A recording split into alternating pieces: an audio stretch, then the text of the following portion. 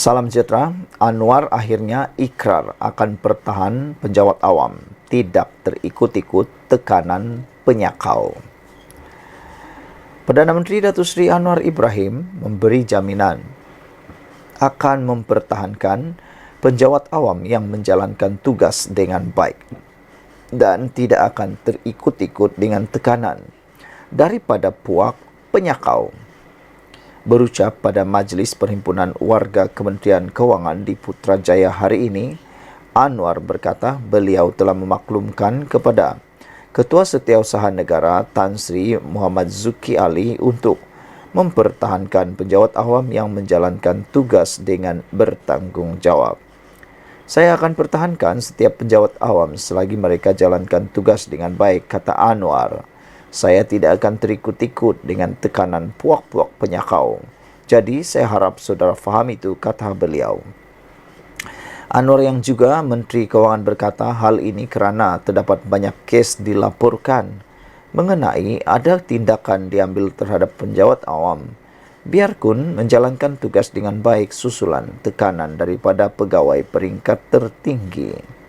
Anwar turut menegaskan beliau akan terus melakukan yang terbaik demi negara biarpun dikritik dari pelbagai aspek dan mahu membuktikan bahawa tidak semua orang politik itu merupakan kaki sakau, bersifat angku dan mendera rakyat.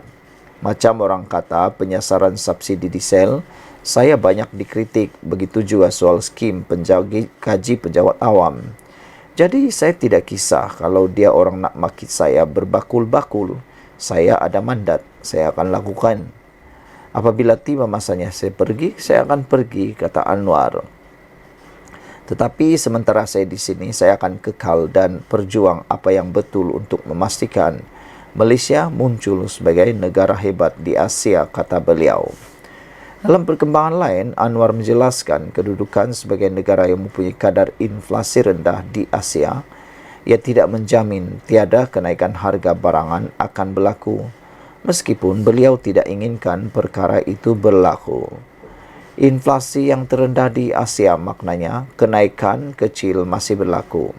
Katanya sambil menambah beliau turun padang setiap minggu bagi menyelami kehidupan rakyat. Perdana Menteri turut menegaskan beberapa keputusan besar kerajaan ketika ini adalah untuk menyelamatkan negara serta meningkatkan aspek tertentu meliputi pengangkutan awam, pendidikan, digital dan kecerdasan buatan. Sekian dulu untuk kali ini. Jangan lupa tinggalkan komen anda, tekan butang subscribe. Kita jumpa lagi. Salam sejahtera, terima kasih kerana bersama dengan saya. Harga diesel sedih hati bukan kepalang, kata Muhyiddin. Wow, ini satu pengakuan luar biasa daripada Muhyiddin. Saudara-saudara sekalian, ramai yang memberikan komen tentang isu ini, yaitu apabila Muhyiddin kata harga diesel sedih hati bukan kepalang. Ini beberapa komen daripada netizen berkait isu ini. Kata Brown Falcon, ini celaka dulu tutup parlimen untuk berkuasa dan sapu projek. Sudah-sudahlah wayang orang politik, nasib baik KWSP tak bankrupt, kata Brown Falcon. Violet Well kata, inilah penghipokrit nasional, kata beliau. Red Parrot pula kata, apa sedihnya? Kerajaan hanya bersetuju menetapkan harga diesel dijual berdasarkan harga pasaran semasa. Yang layak untuk harga subsidi diesel tetap memperoleh subsidi. Yang layak dapat bantuan kekal dapat bantuan. Cuma orang kaya, warga asing, penyelundup minyak diesel tidak akan dapat harga subsidi lagi. Dengan polisi baru ini, kerajaan akan melaksanakan subsidi bersasar dan pada masa yang sama berjaya meminimumkan ketirisan diesel akibat perbuatan pihak yang tidak bertanggungjawab. Purple Mouse pula kata, sedih hati konon. Sedih hati konon. Sakau Janawi bawa ratusan juta tak sedih hati rakyat ke, kata Purple Mouse. Black Hawk pula kata, aku lebih sedih kerana terpaksa membayar hutang negara yang mencecah 1.5 trilion kerana Perdana Menteri macam kamu banyak menyamun wang negara, kata Black Hawk. Jadi rasionalisasinya ini terpaksa dilakukan kerana wang yang dapat dijimat dari subsidi bahan bakar boleh membayar hutang negara.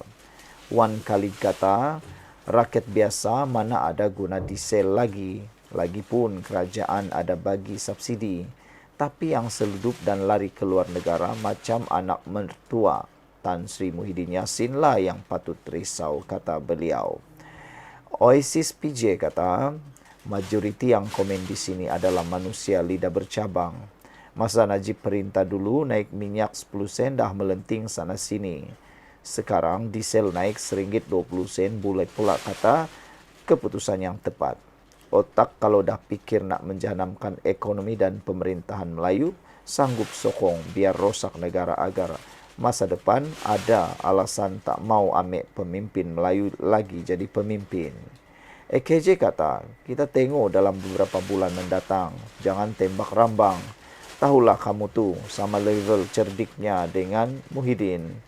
Level-level pengkhianat memang kerja mencari ruang dan peluang untuk perhabis peluru fitnah dan menghasut. Apalagi apabila sedang menghitung hari mendepani kes zonglap yang akan menoktahkan karier politik, kata AKG. Kecerdasan luar biasa kamu sama taraf dengan level-level penunggang-penunggang agama. Hari-hari meratib salah DAP. Islam tergugat, agama dipijak, tapi nasib rakyat negeri yang ditakbir berdekad penuh cacat celah. Masa dia pegang kuasa tak nampak ada sekelumit kebolehan mentadbir. Bila rakyat angkat bendera putih meminta bantuan sesama rakyat, dia kecil hati bagai. Bila Muhyiddin mengkhianat, presidennya mendabik dada mengaku sebagai dalang. Kerajaan bukan mansuhkan subsidi, tapi pelan kepada mereka yang terjejas. Malah Tun M sudah menyuarakan penghapusan subsidi berperingkat seawal 3 dekad lalu. Sudah diumumkan pun seramai 30,000 rakyat diberi bantuan RM200 bagi meminimumkan impak. Yang terjejas adalah toke penyeludup. Bukti lain kerajaan bukan bertindak sembrono adalah pelaksanaan berperingkat. Penghapusan subsidi diesel di wilayah Sabah dan Sarawak belum dikuatkuasakan.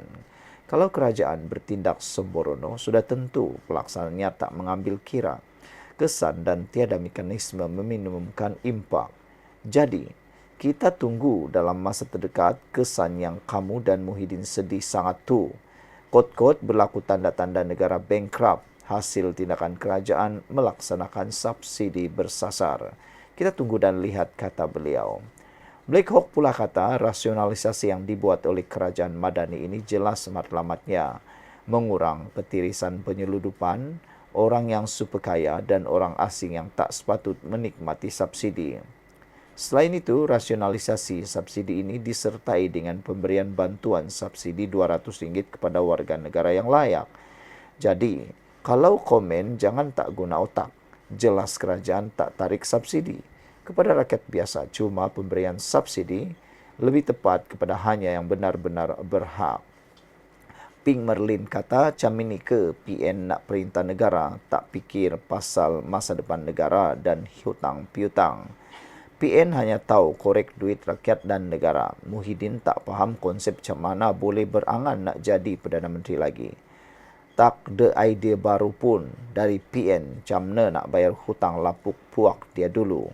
Madani siap bagi subsidi RM500 bulan-bulan lagi. Hebat Madani, kata Ping Merlin. Mr. Sakau kata banyak kereta-kereta dari Singapura tak akan dapat diesel subsidi. Ini langkah yang betul, berbilion dapat dijimatkan dalam bulan-bulan mendatang. Common Nonsense kata nak bagi diesel diskaun kepada Indonesia dan Thailand Code. Blue Pen terkata, manusia paling cepat cari pulus gi dalam segala hal termasuk mengkhianat. Yellow Minnow kata banyak orang yang dok seludup atau jual ke industri minyak diesel orang politik-politik juga. So faham-faham je lah sampai bila nak biar duit rakyat disebat golongan sampah yang mencuri hak rakyat ini. Kalau tak percaya cubalah bersembanglah dengan toke-toke seludup ini, kata Yellow Minnow. Purple Mouse kata peluang hasut rakyat di Sungai Bakap. Hahaha, silap-silap, PN PAS bungkus. Purple Mouse kata, sedih hati tak dapat sakau. Macamlah semua Melayu pakai diesel haru-haru atau hari-hari. Lagipun sebagian besar bajet 200 sebulan untuk top up diesel, kata mereka. Saudara-saudara sekalian, dalam pendedahan kali ini, Muhyiddin, Pengerusi Perikatan Nasional, menyatakan rasa sedih atas keputusan mendadak kerajaan mengapungkan harga diesel yang dijangka memberi kejutan besar kepada ekonomi, seterusnya membebankan rakyat.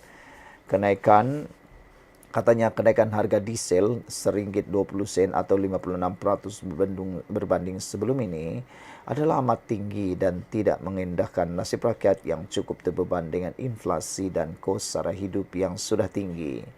Peringatan saya di Parlimen supaya pelaksanaan penyasaran subsidi langsung tidak indahkan.